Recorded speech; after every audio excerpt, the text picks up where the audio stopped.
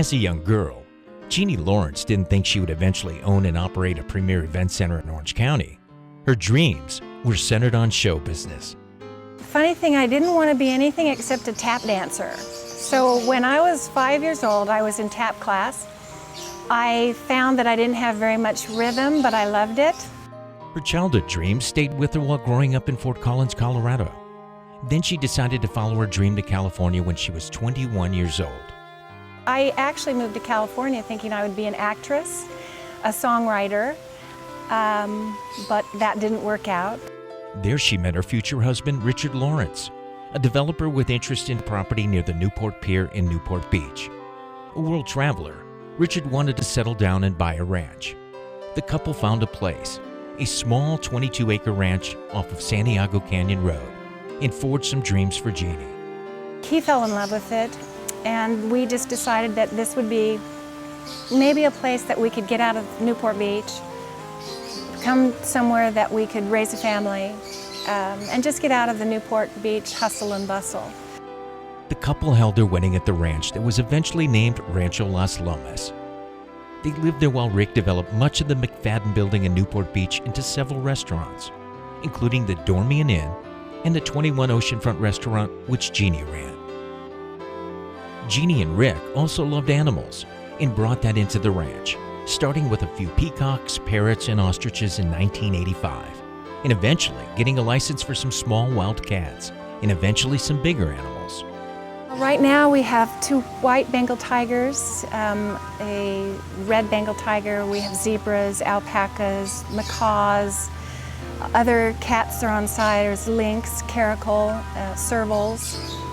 The animals are now part of a licensed zoo, founded by the Rancho Las Lomas Wildlife Foundation Jeannie founded 2 years ago, to open the facility up to visits by schools, children's groups, and more.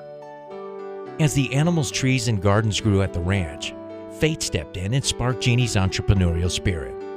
A friend of mine came out, who was a caterer in town at the time, came out, saw the location, and she said, "You know, Jeannie, I'd love to use this place. It would be a great place for a small event, and I'll pay you." And Rick and I looked at each other and went, "Oh, well, maybe this is something we should consider." Consider it they did, and do it they did, but not without some challenges. In the beginning, the challenge was taking a private home and turning it and opening it up to everybody to come in at whim, and that was the hardest. So it wasn't necessarily a challenge, it was a big decision to make, that are we going to keep it as a home or are we going to turn it into an event facility? But overcome the challenges they did, and over the next 25 years, built Rancho Las Lomas into the premier event center it is today. Rancho's been a labor of love. Every step, even the battle, has been a labor of love. And it was my passion and my calling. I know I was meant to do this.